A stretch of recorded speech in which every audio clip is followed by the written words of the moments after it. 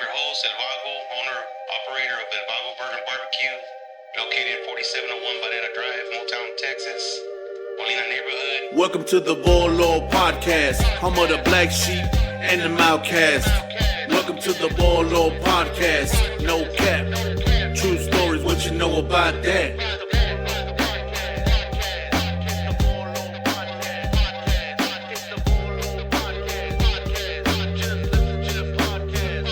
Welcome to the Volo Podcast, home of the black sheep and the outcast. Welcome to the Volo Podcast, no cap, true stories, what you know about that?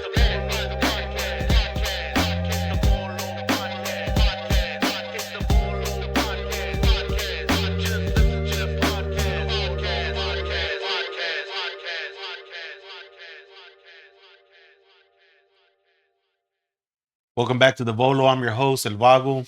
Today we have a special guest. He's a police officer, CCPD, Victor Valdivia. There you go. Thank you. I appreciate you inviting me on this podcast. I hope I can get a little bit more light, to the people out there, like what we do, how we do it, why we do it, and the trends, that's going on in Corpus, and just, a perspective from, I guess from a police officer's point of view than just a normal citizen, every time you get the bad guy, they're going to say the worst shit, you know what I mean? Yeah. And I get it, you know what I mean? There's two stories to every side, but, you know what I mean? There's a bunch of messed up stuff on both sides. You know what I mean? It is, and I can't say that we're all perfect, as far as that goes. And, it's just sometimes it's just a job, at the end of the day too, that we got to do. And, it is what it is. But yeah, it's crazy, man. But all right, man, we'll start from the beginning, man. Where are you from? Yeah, so I'm from here. I was born here, and then I was basically raised in Port Aransas, but it's the same thing. It's about just 30 minutes north of here. So I was born and, I was raised here all my life. So from just 1996 to now, I've just been staying here in the coastal bend. Went to school in Port Aransas High School, throughout my whole life, did some sports here and there. Then after high school, I went to A&M Corpus, got my degree in criminal justice. Then after that, I decided just kind of spice it up a little bit. So I went to Del Mar and got my EMT license, and I was doing some firefighting work and some EMS work for about a couple of years, just here and there with some construction work off to the side. And then applied here and then got the job and been a police officer for the past 5 years. So, and alongside is just with my twin sister and my older brother. And then I got my parents as well. So, that's better. So just been doing it for the past, approximately 5 years. And, as a first responder, been doing it for the past 7. So, how'd your mom feel about you being a police officer? Oh man, she's kind of like your typical Hispanic mom, man. So both of my parents are originally from Peru. They came over here to the States, and so, man, she's worried. Especially it's kind of weird too, is because my sister gets worried. That's my twin. So we're both in the womb together. We both live our lives together, and it's weird because sometimes, man, I don't know how, but sometimes I'll be working at night, and she'll wake up and crying, and I'll be like, what's going on? And she's like, are you at work? And I'll be like, yeah. She's like, it's weird because I just had a crazy dream that something happened at work, and I'm just like, I'm looking around like, don't curse me. Like, don't curse me, but I was like, thank you for checking up on me. But no, I'm at work, but that's kind of weird that you didn't know I was at work, but that's a twin thing. I don't know if it's a twin thing or not, but you're dreaming that I'm at work, and unfortunately she's dreaming about something bad happening. But yeah, I mean, especially my mom and my sister, man, they got the worries, and it's kind of just one of those things, unfortunately, that I hate to put them through, but they know I'm okay. I'm safe. I'm trying. What about the fireman thing? She was okay with that? So that was actually my first responding then. So at first she was kind of not agree with it, and especially my dad too, surprisingly, not really people in my family, my dad's side, they're military, they're police in Peru.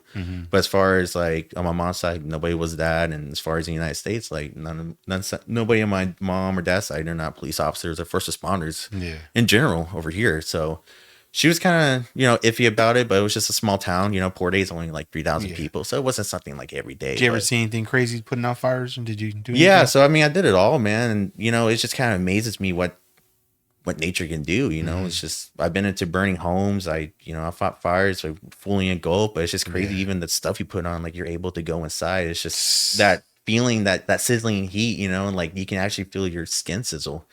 And it's just crazy, man. And it's just like, it always just amazes me, like kicking that door and going inside and seeing all that fire. You're just like, wow, how can such a thing can be so, tragic or, travel, just whatever, but it's just crazy. But seen some crazy things, even with the EMS side, it's just always something new every day. So. Yeah, man, it's crazy, bro. Did you pulled people out?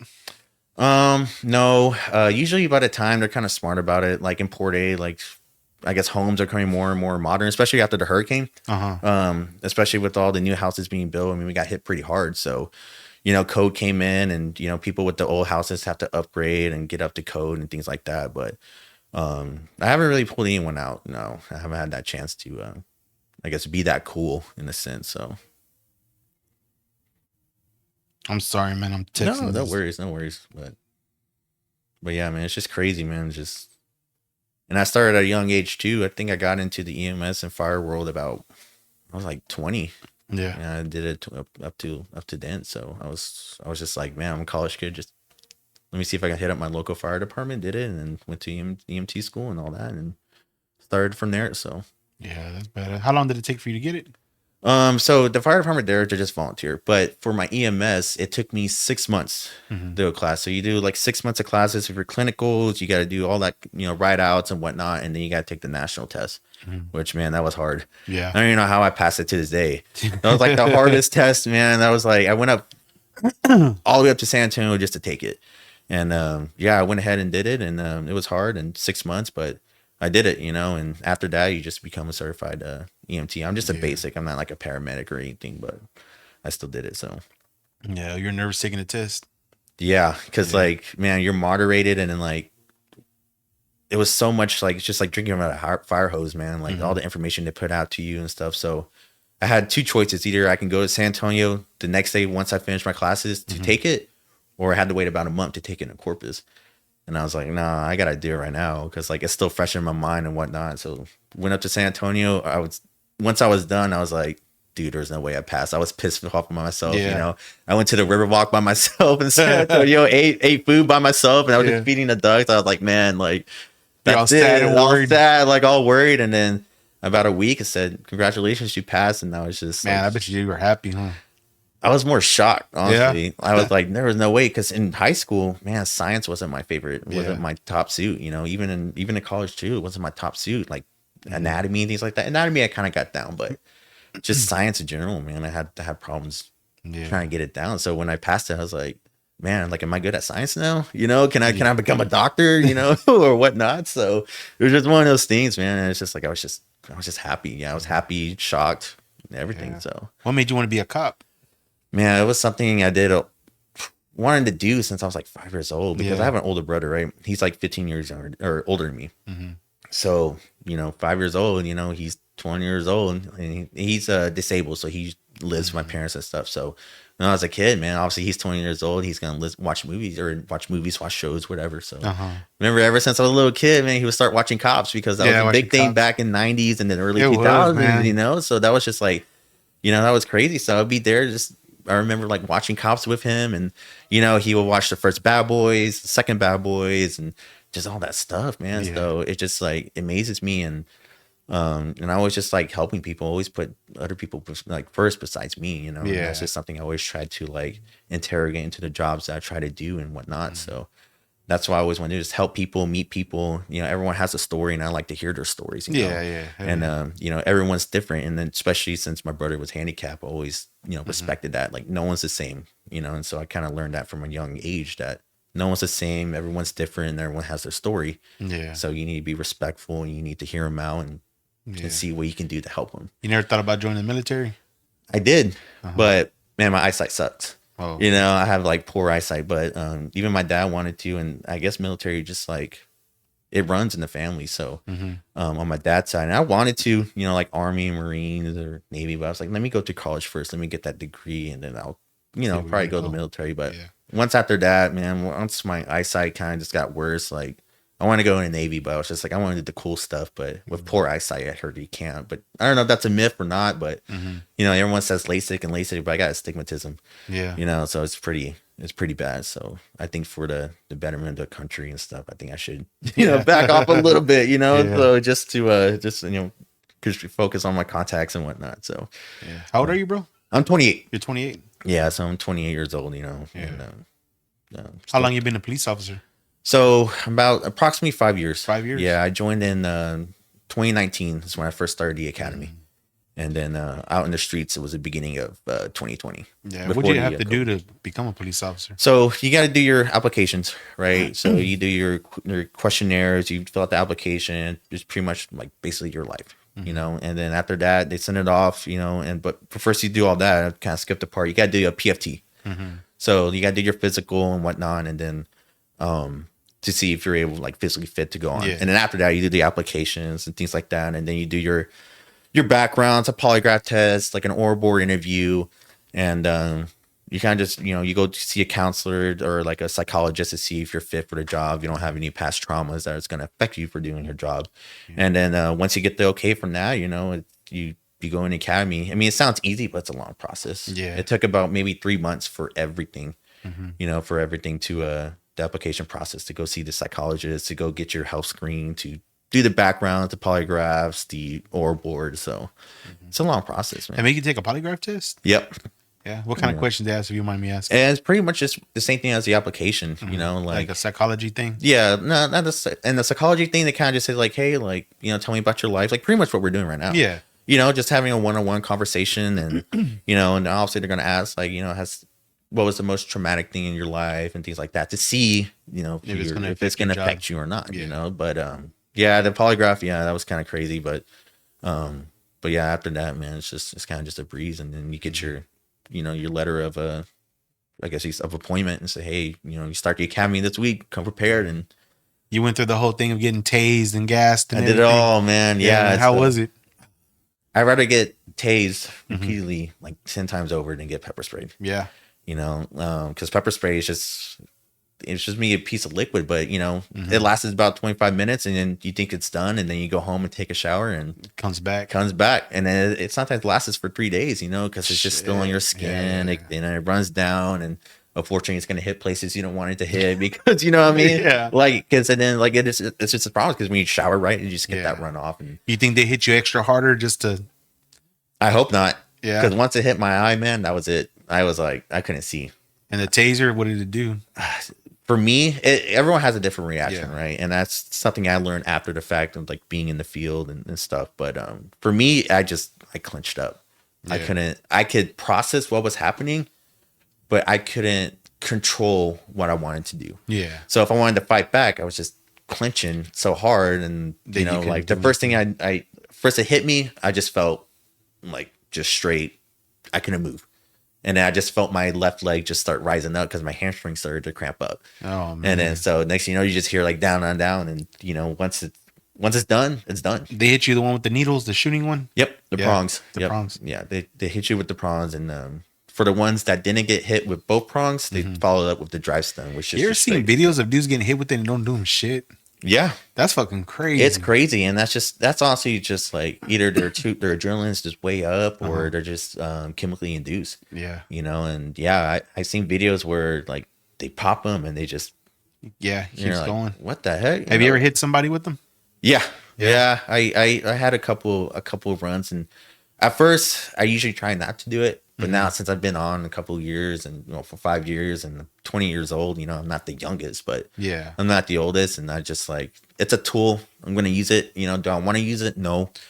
But just the circumstances, I'd rather use it than just get a full on fist fight. Because at this point, most of the videos I always see, it's always just somebody arguing with the cop for no reason. Like, it's not for no reason, but it's just like, it's uncalled for. It's like, you know, the cop's telling them something and they want to argue back and they want to fight back, when it's simple, like yes or no, or just comply, and then, you know, but they keep going and they end up getting tased, and then all of a sudden they're the victim. Right. You know? So yeah, and then like a lot of people like to argue, and I get it, you know, they're frustrated. That's the main thing why they start arguing. They're frustrated. But it's hard for me, especially like when I'm in the field, and my experience is that it's hard for me to explain the reason why I'm doing what I have to do if someone wants to argue. Yeah. You know, and then, you know, I always try to say like, hey, just relax, let me talk. And sometimes it works, but then like sometimes it gets them amped up that they want to fight. And then you just know when someone's on adrenaline or chemically induced or whatever the case is, you're not gonna, they're coming like superhumans, you know, like especially the people that smoke legal, man. Yeah, that's another story, man. It's either two sides. Either they're just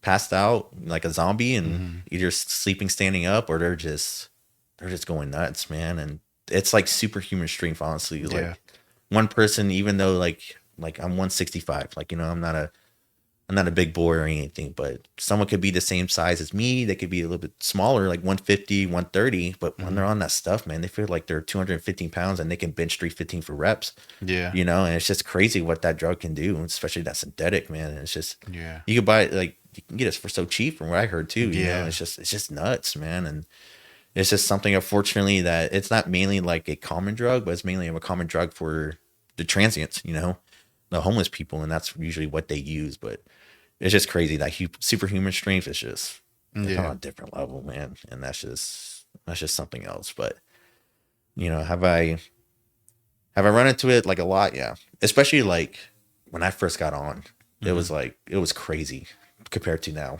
That synthetic, man, it's just like back in the day, because I used to work the downtown district a lot. And I still do. That's my current like post, I guess you could say.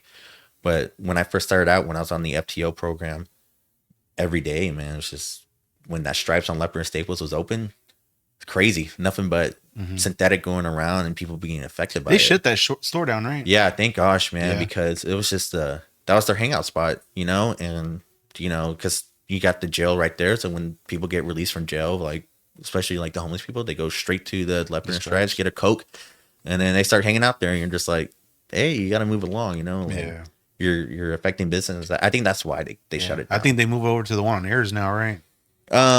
Yeah, so there's a lot. They kind of shifted over to Ayers and Tarleton area, that event center right there, and poor guy, man, that owns that place. He's trying to fix it up. Yeah. He's trying to fix it up, and he's painting it. He said, like, dude, I want people to come here, and there's actually like owners there too. Like they're store owners. Like you got that nursing place, you got some boutique store, and you got the Times Market.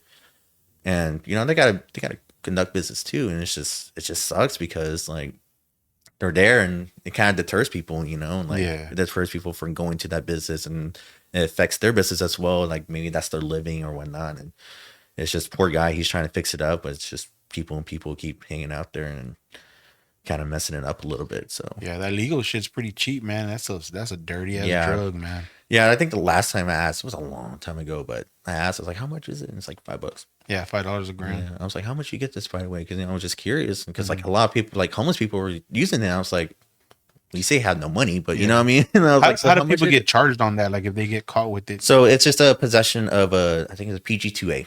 So it's just a Class B misdemeanor, depending on how many ounces you have. So it's just a Class B misdemeanor, same thing as a DWI, first offense, or possession of marijuana, and so yeah, they just get charged on it, and then that's a county offense, so they go to county, and usually they just get released like a couple hours after the fact. So how do y'all handle people? Because I know somebody that recently got pulled over, and he had bought some that THCA stuff, and they charged him like if he had real marijuana, took him to jail and everything. Yeah, so we kind of get this a lot, and I kind of get it too. As far as I know, it's still banned because it's still a controlled substance. Because at the end of the day, marijuana is still illegal in Texas. Yeah. And so, you know, THC is still an extract of that. So it's kind of hard to tell. And, you know, do I really like to make arrests on that? No. But yes. And, you know, I kind of have, that's what kind of puts me in a pickle. Yeah. You know, and it's because, and a lot of people say they get it from the smoke shops, but I can't really contest to that. It's kind of that area, that topic's it's a gray area, because it's like, they get it if they truly get it from a smoke shop, then it's like, okay, I get that, but how, like, it's still illegal in Texas, you know, I still got a job to do, and I still have to charge them, and that's actually a felony. Yeah, it is. It's not like getting, you know, caught up with regular marijuana or anything. It's because, you know, and I just told them, right, if you melt an ice, it's still water, right? But if you add food coloring to an ice, it's not water no more. Or you add whatever to the ice, and once it melts, you know, it's not the same thing. So that's why a lot of people are confused. We're like, well, it's just a weed pen. I'm like, yeah, it's still a weed pen, but because you have to manufacture it to a point where now it's a wax, and you add in chemicals in order to form that wax, is now a controlled substance. And so a lot of people get confused, and it's just kind of hard to like explain it, you know. And do I think maybe in the future it's probably going to get more lenient. Yeah, I'm pretty sure. Yeah. It's just a matter of time for it to. Yeah, but if you pull over somebody, they got roaches and stuff, do you still haul them For in? roaches? No. Me? No. Because, I mean, at that point, it's just like... If it's just regular weed, you just give them a ticket? Yeah, it's you can give them a ticket. Nueces County doesn't really like us to arrest them on it. It's we can just go ahead and cite and release. And then that's just an easier way so we don't overpopulate the jail. We can help them in that matter. But every situation is different. But yeah, it's just one of those things that we can cite and release if we need to. We don't have to arrest them. The only time I would add it onto their charge if I'm arresting them for something else. So like if they're drunk and they have weed or they commit another crime, then I'll slap it on there. But other than that, if it's just simply weed, I'll just cite and release because I don't want to overpopulate the jail. I don't want to put them in that position to be booked overnight or something for just something that's just another Class B misdemeanor. Same thing as synthetic or DWI. So.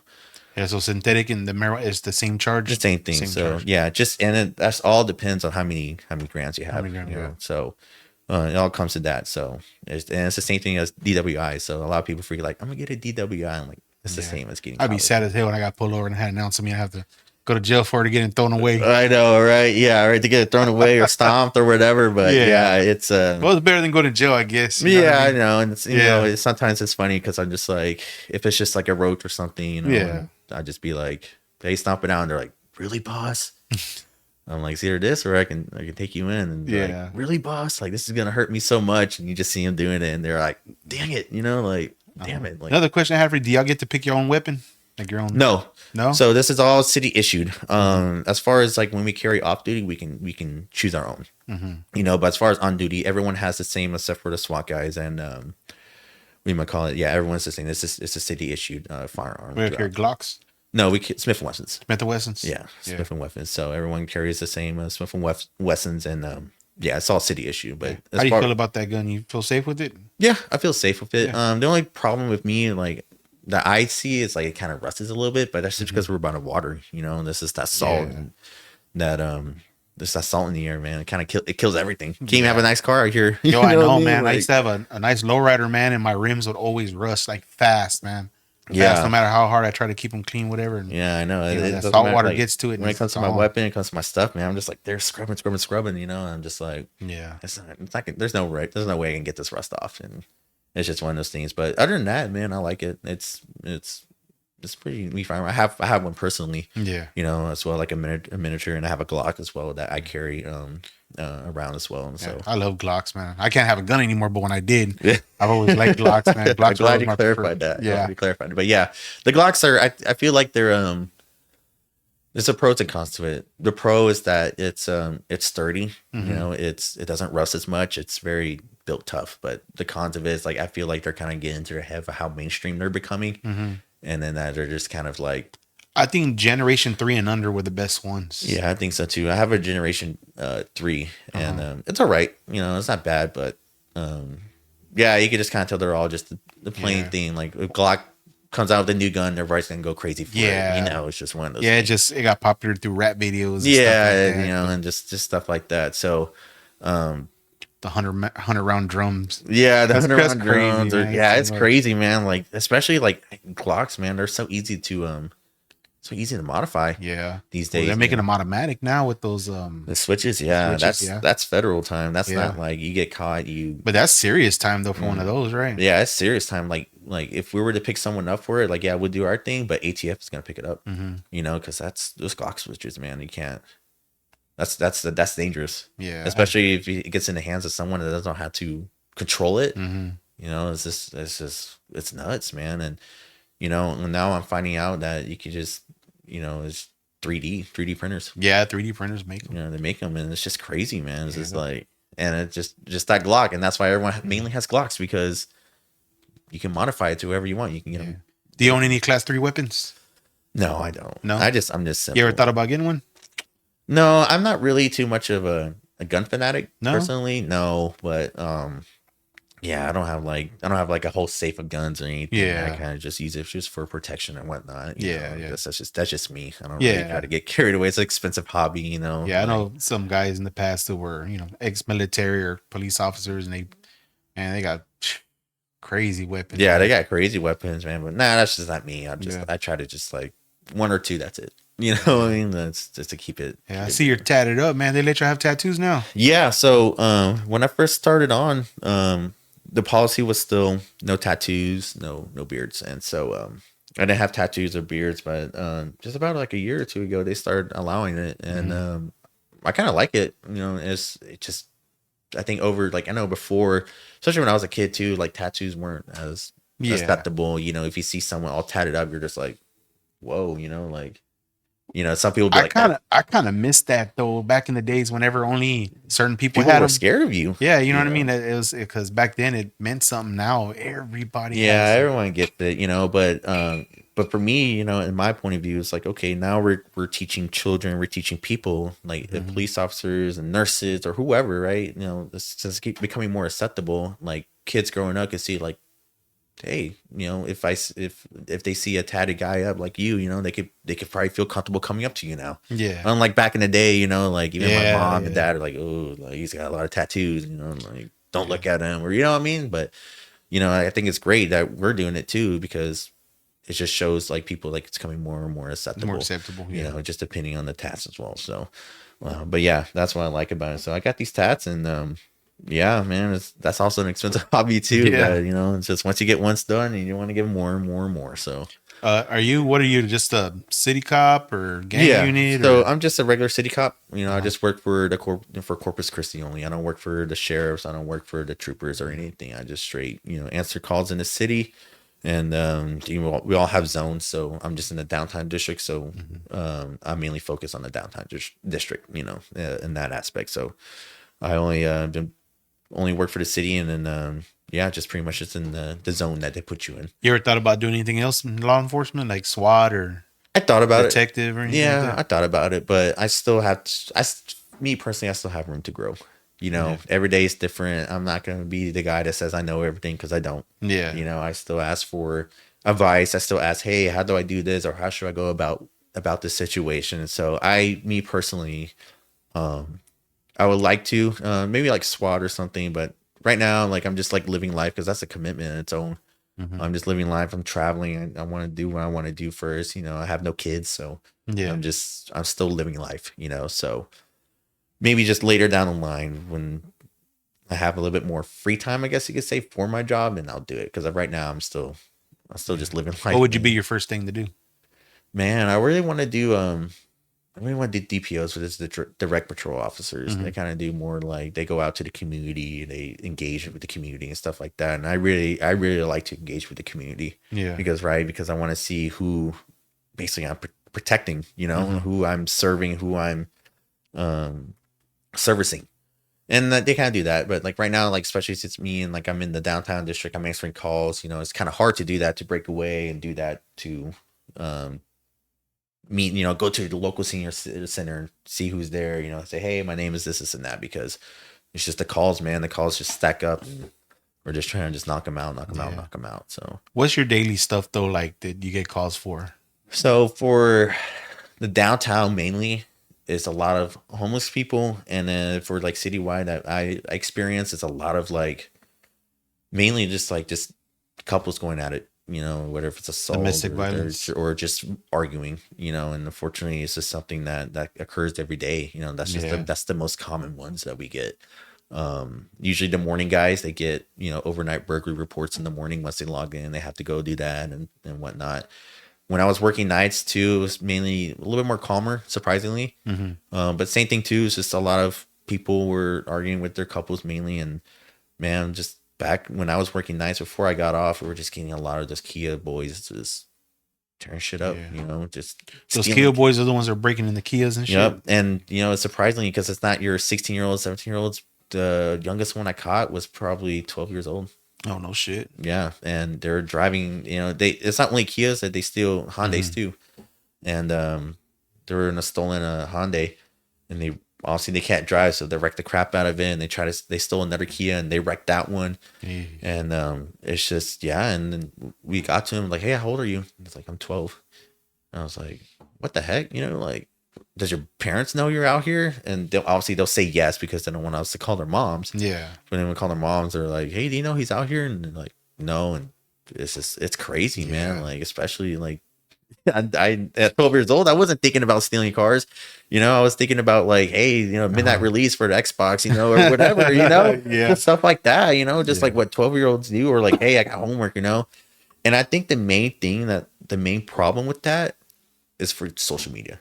Yeah. And like when I had TikTok, I came across a video where it showed you how to steal a Kia. Yeah. It's like, dang, that's crazy. That's man. crazy. Yeah. Like now you have access to how to steal cars, and it's influenced these kids. And and like when the Kia boys started becoming famous on TikTok, that's when like they start doing challenges, how many cars you can steal, and it's just like, what I mean? It's just like, dude, that's crazy. Like why?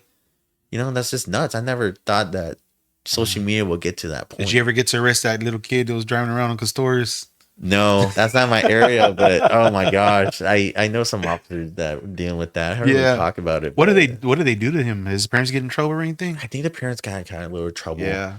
But it's just one of those things. I can't really speak for what happened because I wasn't there. It's just I call that little boy Ricky Bobby, man. Ricky Bobby, yeah. And it's just funny because even me too. I was seeing like a pink car. I'm like, oh god, like is this the kid? Is this the kid back at it again? But I mean, he did it what, like 3 or 4 times already? 2 times. I think 2 times. Yeah, the first time. 2 times. I think recently, and then 1 time a long time ago. Oh, really? Yeah. No, I know the 2 times where he wrecked into the McDonald's. Yeah. And then the second time he was at HEB, where like Uncle Stores. Yeah. Yeah, Uncle Stores, and that's just crazy, man. If I was to be in that position, I wouldn't know what to do. That would have been the first for me, honestly, because I would not like, especially if a 12-year-old would be like, "Hi," or like, "What the heck?" I'd be like so surprised, like I don't know what to do if you boy, Yeah. Especially at a young age. So the crime in Corpus has been going up a lot lately, huh?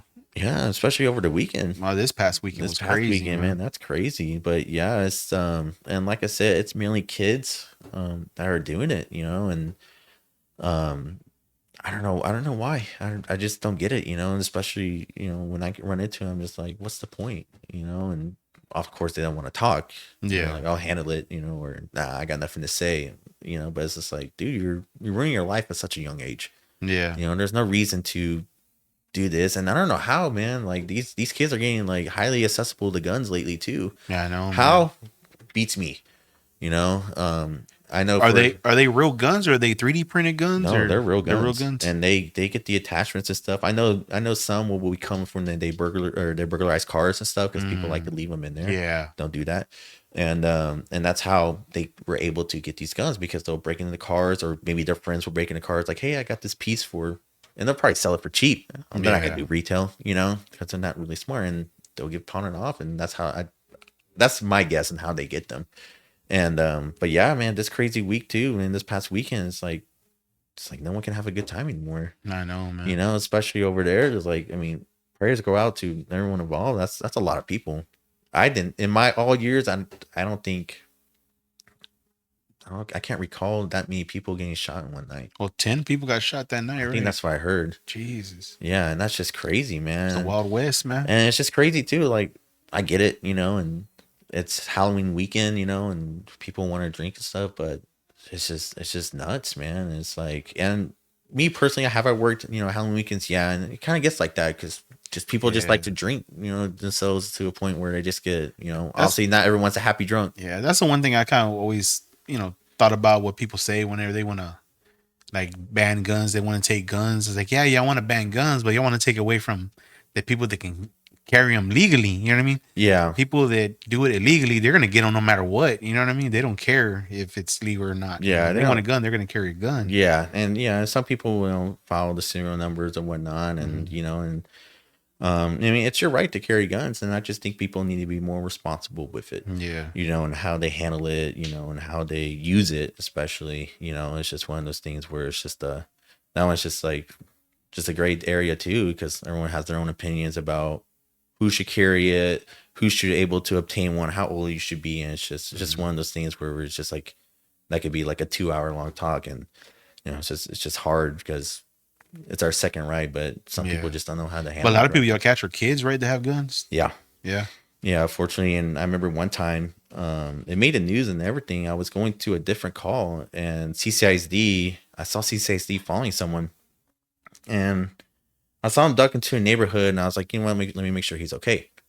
And this is when Uvalde came out, and like school shootings were at a heightened worried, And so anyways, I turned around, I was like, let me make sure he's okay. And I see the kid run. So I was like, hey, there's a kid running from CCISD, like, whatever. So I started chasing after the kid.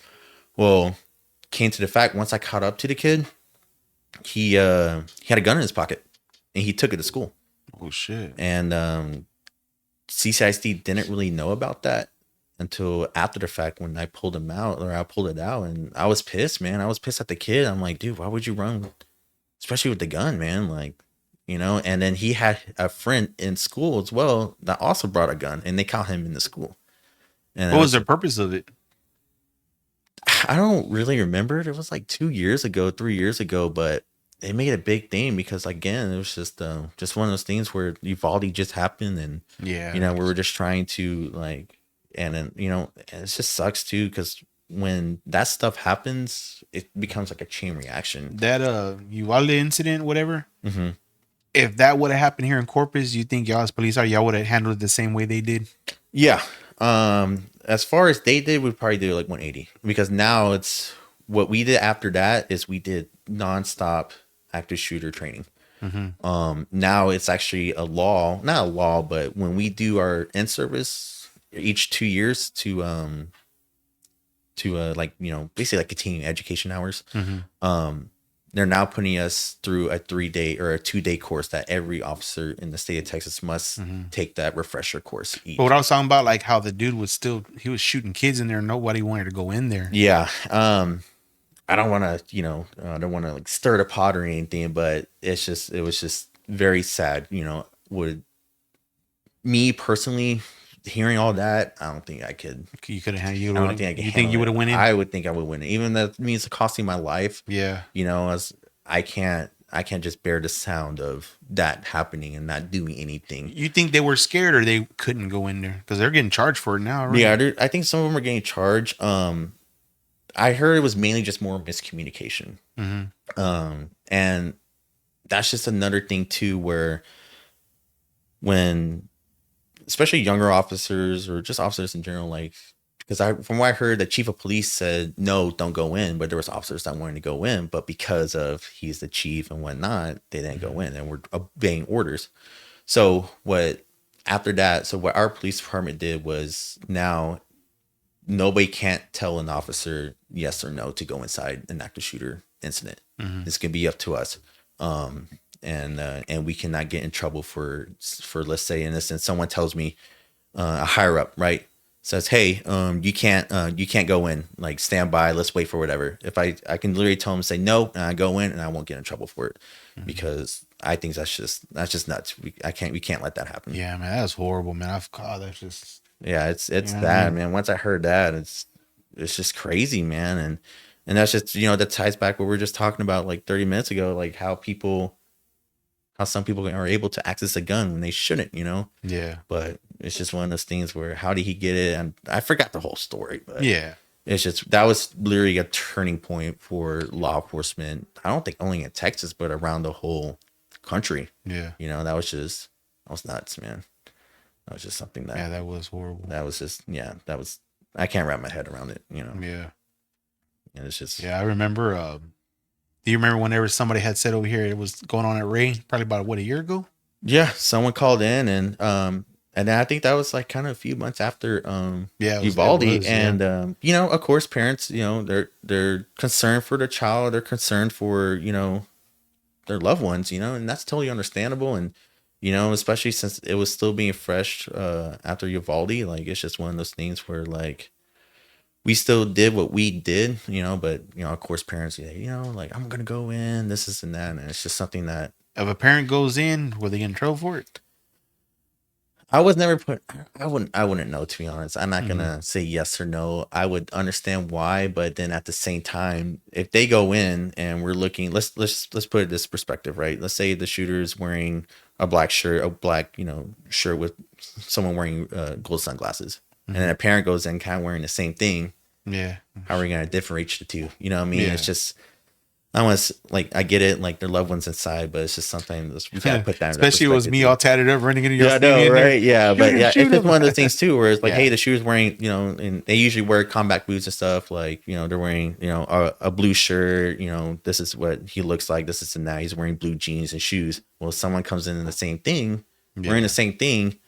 You know, we don't want that to happen. Yeah. You know, but you know, I get it. You know, it's parents, it's their loved ones, it's just the kids. Yeah, I know, man. You know, it's just I don't blame them, but it's just something that, like I said, it goes back and forth where we have to do what we have to do, and we'll try to do it the best that we can. Yeah. Have you ever had to shoot somebody in the line of duty? No. Thankfully, no. You know, have I been close? Yes, unfortunately, I have. Yeah. But as far as me goes, no, I haven't. Haven't been able. You know, what was the situation? One time, I mean, this is the one I like remember vividly. It was the wife was calling in saying that her husband is drunk, but is wanting to shoot her and then have a shootout with us. Mm-hmm. So when we got there, you could still hear the argument in the background. He's saying like, yeah, I have these 2 guns and I can't wait for the cops to get here. I'm gonna do it, right? And so I got a couple of guys, and as soon as we get up, like sure enough, he was on the lawn, like a lawn chair, and he had 2 guns in his hand, and he looks at us and he starts getting up, and I was like, oh my god, like here we go. But then he just got scared because there was like 5 of us, and he was just like, I'm sorry, I didn't mean it. He drops it.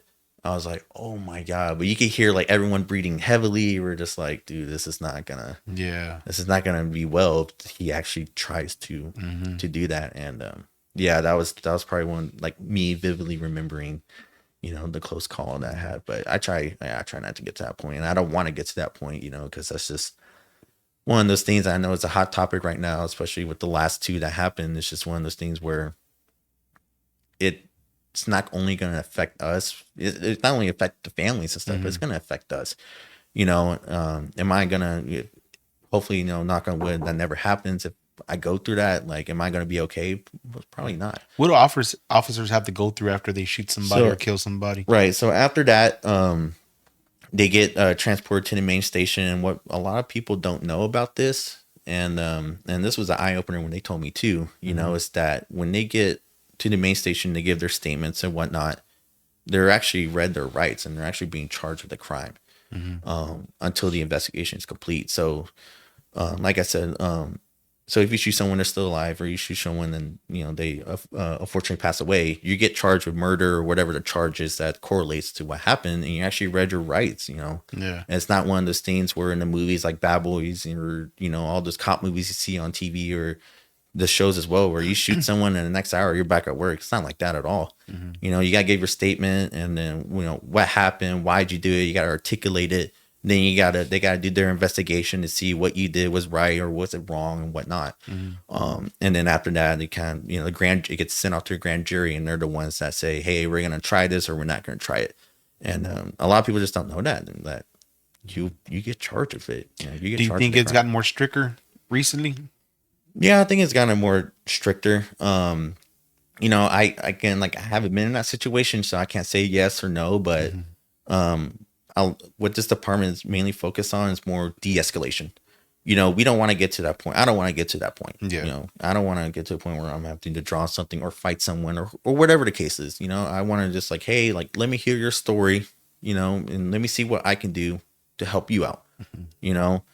And has it worked for me a lot? Like, yeah, because I'm kind of just more like, when I approach someone or something, I try to be normal. Yeah. I don't let the bash get to me. I'm not going to be that, you know, that robot or whatever. I try to be, hey, you know, hey, what's going on? Like, you know, I'm not going to be like, well, you know, tell me what I can do, or, you know, this is what the law says you can't do it. Like, no, like, be normal. And I think that's kind of like a big game changer too. And how a lot of people, like, how you approach the situation when someone calls or something, I think has a lot to do with it. If you come off all like mean, or if you come off all like formal and stuff, I don't think it's probably gonna be like, oh. But if you come up, you know, like, hey, like, what's going on, you know, like, what's the deal, or you try to be yourself, I think more people are more comfortable with you, in a sense where they're more relaxed and they're more like, okay, this guy is not letting the badge get to his head, which, you know, fortunately some officers let it get to their head, you know, and this is something that we can't control, you know, and it's just, I can only do what I can do. I don't know if it's something you can talk about or not, but have you ever got any crooked cops here in Corpus? As far as I know, I don't know,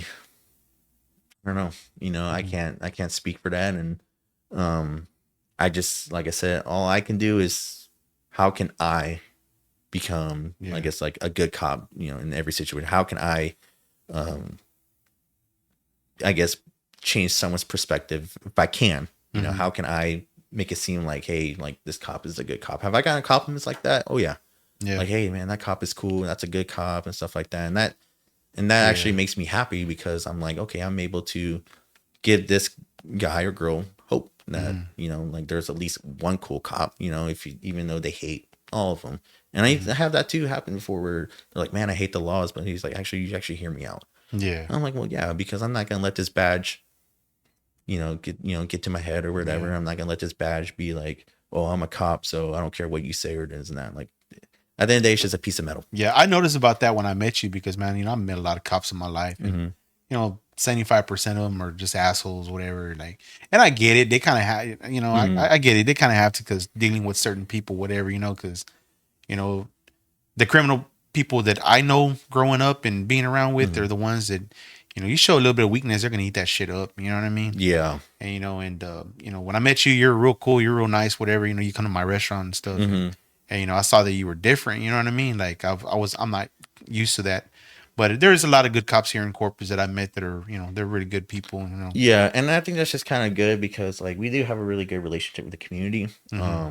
You know, and, you know, most, you know, obviously there's going to be some that don't like us. And that's just everywhere, you know, and that's just a job, you know, at the end of the day, right? And I don't think a lot of people's going to like your, like, I don't say a lot of people, but some people don't like your restaurant, but you can't just let that affect it. You know, a lot of people do like your restaurant, but it's the same thing. You know, a lot of people don't like cops, and, you know, and some people do. You know, it's just what it is. And you ever got any bad threats? It's just mainly like if I have to arrest them, then I kind of just run their mouth like, hey, I'm gonna kill you, or I hope you die, or I hope your family dies. You know, it's just one of those things, and I can't let it get to heart. You know, it's just one of those things where, like, you know, at the end of the day, like, dude, I get it. You're upset, you know, and, you know, I just gotta let it go one ear out the other. You know, does it hurt? Like, yeah, like, you know, like no one wants to be told that thing. Yeah. Hey, I hope your family dies. I hope you get shot, or I hope you know, nobody wants that. But, you know, it's, you know, in my line of work, I'm going to have that more than a lot of people are going to say, hey, you're a cool cop or whatever, you know. It's just, it is. Is it the kids that give you the most problems? Mainly the kids, and then it's just the drunk older people, but mainly the kids. Yeah. They're, you know, they'll see you, they'll flip you off, and, you know, suck my dick, or whatever the case is, you know. I'm trying to watch my language, but yeah, it's just mainly the kids, and, you know, that's okay. They're kids. Yeah. You know, we're all kids one time, you know, and, you know, have we done things that we don't want to do, and or regret, like, later in life, and it's just what it is. But, you know, sometimes too, like, when they do that, I try to engage in a conversation, but more as a fact, like, hey, like, where are you going? Like, let's talk it out. And some of them will come back and we'll start talking, and then at the end of the day, we'll just shake it off. Like, after he just flipped me off, like, in 10 minutes, you're like, what the heck? Like, you know, like, but, you know, it's cool. Like, it's cool for me to see that, because I'm just like, okay, maybe I gain his respect, but if I didn't, I didn't. If I did, I did. You know, and it's really cool. But yeah, it's mainly the kids, but they're kids, you know. Yeah. What is your, like, goal when you pull someone over? Like, what are you hoping, like, for it to go over smoothly, that you would like people to know? So for me, I'm more of an educator than anything, right? So when I pull someone over, I don't go up. I know I'm supposed to, right? But I really go up and I try to be cool, right? I'm not going to be, again, robot or anything. Hi, you know, this and that. I pulled you over for whatever it is, and may have your license. Like, no, I'm like, hey man, like, you know, I pulled you over. Not like the state troopers do. Yeah, but that's like, they're strict. Yeah, man. They are, man. They're strict. Their policies, and they have to do it by the book, and, you know, so do we. But I want to be more friendly, right? Because unfortunately, throughout the years, you know, in the past, a lot of people are starting to get more scared when they get pulled over than anything. And so I try to come out more calm, cool, collected. And I just say like, hey, like the reason I pulled you over is for this. And, you know, and I'm kind of just more of an educator than, taking a ride. Cause like, I don't think it's right. Like, let's put it, for example, if I pull you over for a broken headlight or a broken tail light, and I'm not gonna give a ticket, cause why? You probably truly didn't know, and that's why I told him. I was like, no, I'm pulling you over mainly to tell you, hey, you have your light out, fix it, because why would I do something that I don't want done to me? Yeah. Because I don't go out in my car and check each light, or whatever the case is, I don't do that. And, so I just try to be cool. I just, and the main thing I want from the start is to earn their respect, and to earn that, hey, I'm just doing this, just cooperate, or just let me do my thing. I'll get you out here as fast as I can. Yeah. And it usually ends out well, because, I try not to like, that light was out, or you should have known that light was out. Like, nobody truly knows that, so I try to be cool, try to be respectful, and that's why I hope and get in return as well. And that's just my goal. I'm not trying to hassle people's lives and you don't automatically want to start searching the car and stuff like that. No, it's not that easy. Yeah. It's not that easy. It all comes down to consent, or if they don't have insurance, or or we don't have probable cause to go inside. Other than that, have I asked people, hey, can I search your car? And they have a license and insurance, and they say no. I'm like, okay, here's your ID. I'm not going to push the issue. Yeah. And I usually tell them that. It's like, hey, I know you're right. I'm not here to push the issue. I asked, you said no, and I'm going to respect that. Because why am I going to start pushing the issue for what? Yeah. Because at the end of the day, they know what they're doing. People that say no, like they don't want to consent, even if they're doing something wrong or not, they know they're right. So why would I try to push the issue and make myself look dumb? Yeah. Because at the end of the day, they're gonna look smart. I'm gonna look dumb. Yeah. And it's just I'm not gonna push the issue. So I don't really push the issue on that. It's just it is what it is. And that's smart, man. Smart. It is what it is, and that's just mainly it. So yeah. But yeah, and then have some people say like, yeah, you can search my car and have I found stuff? Yeah, but I try not to make it a habit like every single stop. I'm gonna search the car. I'm gonna search the car. Like it is what it is. Each situation is different. Each car I pull over is different. So it is what it is. And once that situation arises, then maybe I'll try. But if I get shut down, I get shut down. Do you ever let anybody go that you should have taken in? No, I don't think I have. I would say this: have I taken people in that I feel bad about? Yeah. Yeah. And then at the end of the day, it's just something because Texas says I should do this, or it's an arrestable offense. It's just, it is what it is. Like, have I, like your question, have I didn't take anyone that I should have? Like, no, but have I arrested people? I'm like, dang, like I feel bad for doing this. But again, I can't really let it affect me. It's your job. At the end of the day, it's just my job. Yeah. And unfortunately, my job has a lot of ups and downs, a lot of stress, and a lot of emotions. But it is what it is. But it kind of comes down to that point as well. Yeah. So, but it's just different every day, man. It's kind of hard to like pinpoint, but it's just different every day, man. Yeah. What's the worst thing you hate about your job? It's kind of a hard one, man. I don't know. Like I kind of really like my job because it was something I really wanted to do. But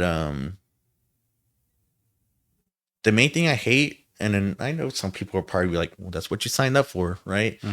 It's just mainly the disrespect. And that's mainly, and I don't blame, okay, right? Over the years, you have national stuff like, the Freddie Gray and the BLM movement and stuff like that. And I get that, but at the end of the day, like, I'm human too.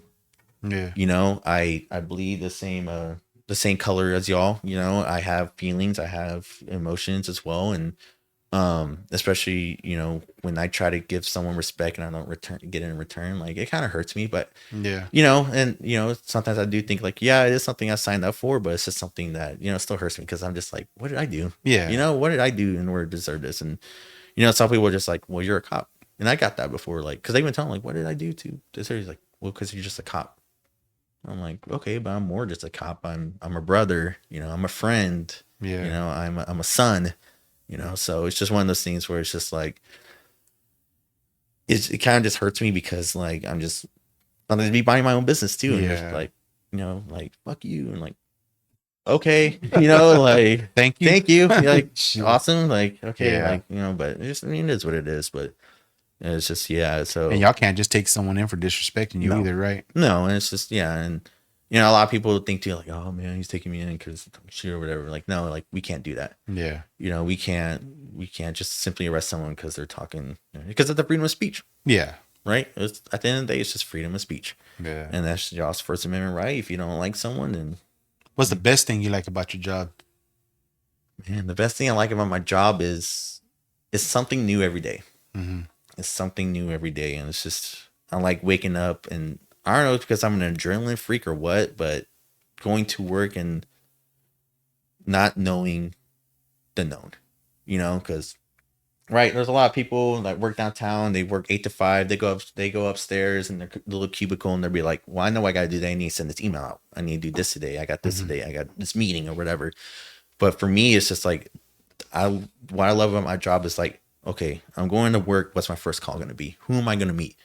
You know, who am I going to impact today? What stories I'm going to hear? You know, and that's what I like about it. And that's probably just the adrenaline rush, right? Because like I remember one time I pulled over this guy who, he was texting driving, and he was weaving all over the place, and you know I try not to like harp on that because you know it's becoming more of a common thing, but he was just like weaving a lot, and he ended up being like an ex Kansas City like Super Bowl winner champion. Oh no shit. I saw the ring and I was like, you know, and that's kind of cool, right? Yeah. Like, you know, like I pulled someone over for a simple thing, but he ended up being this guy, you know, and it's stuff like that, and you know that's what I like about it. It's just not knowing the known, and every day's different, and you know, it's not the same thing every day. So that's just what I love about it, and it doesn't phase me. The adrenaline that gets me going, you know, the adrenaline, like, oof, like here we go, like, you know, like this is the call or this is whatever. And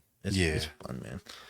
It's fun. I know like a lot of people can't really have that because, and some people are like, man, I hate my job. I'm gonna go in the morning and get my cup of coffee and gotta do this email before I head out or whatever. But not me. Yeah, I know, right? Yeah, like, hey, you finished with that burger? I thought we had to get 20. You only made 10, you know. But it's just, you know, it's just what it is. But that's just me. I just love the adrenaline, the not knowing the known, man. That's just crazy. No police chases yet? I've been in a couple. Yeah. I even did it when I was in the FTO program. Oh no shit. You know, that was my first one. You know, but I've been in a couple. You know, whether it's foot pursuits or vehicle pursuits, and that's just.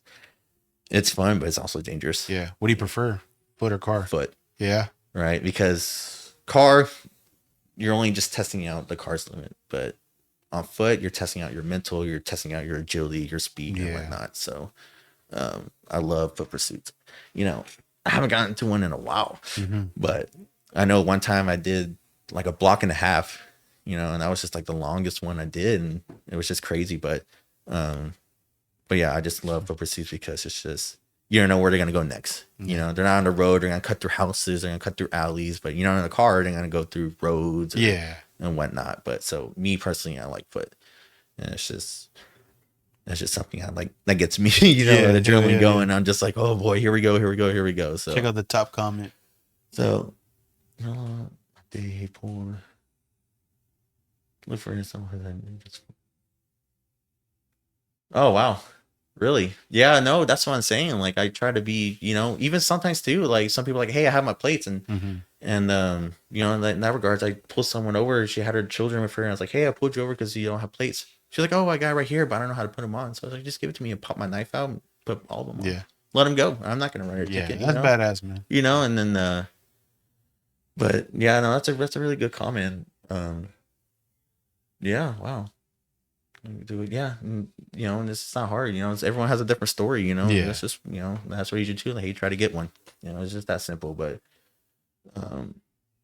yeah, I'm seeing all these comments, and I kind of, you know, figured that they're gonna be, you know, mixed. You know, it is what it is. You know, and everyone's got their opinions. So I'm not gonna berate them or, you know, wow, that's a dumb comment. Like, I'm here to hear everyone out, and you know, to have questions. You know, go by all means. You know, answer the question, but yeah, it's just one of those things where I try to be more helpful than, you know, just no, that's like, badass, you know, man. You're doing a good job what you're doing, man. No, I appreciate it, and that's what I'm saying. Like, I'm here just I want to make an impact. I don't want to, and that's why I kind of came on this podcast too, because I just want people to know that, especially here in Corpus with the latest events and stuff like that, you know, and the crime and, you know, especially national news of what's going on with defunding the police in Austin and Chicago, that with all that going on, don't let the media influence you. You know, I know it's hard to say because we got social media that, you know, displays, you know, what it is. We got YouTube that, you know, captures cops at their words and whatnot. But I came on this podcast to hopefully show,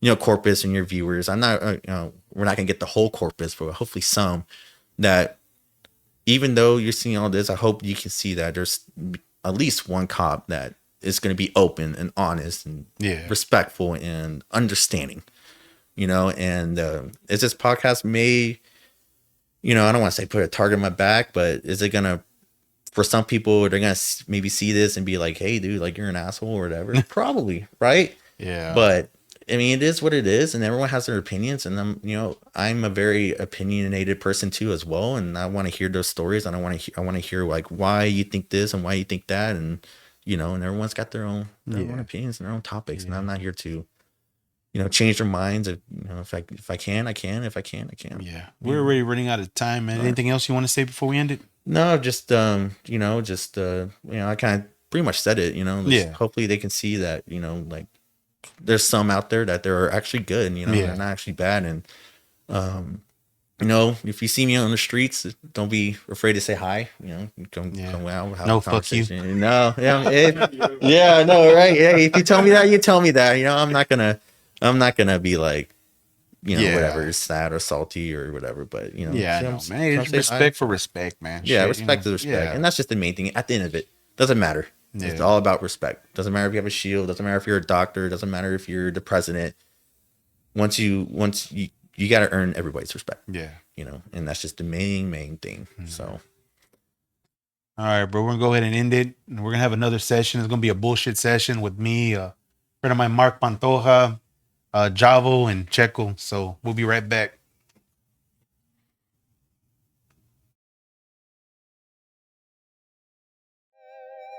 Your host, El Vago, owner, operator of El Vago Burger Barbecue, located at 4701 Banana Drive, Motown, Texas, Molina neighborhood. Welcome to the Volo Podcast, home of the black sheep and the outcast. Welcome to the Volo Podcast, no cap, true stories, what you know about that?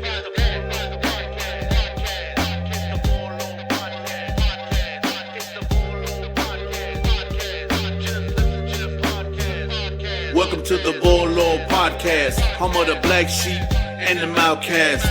Welcome to the Volo Podcast, no cap, true stories, what you know about that?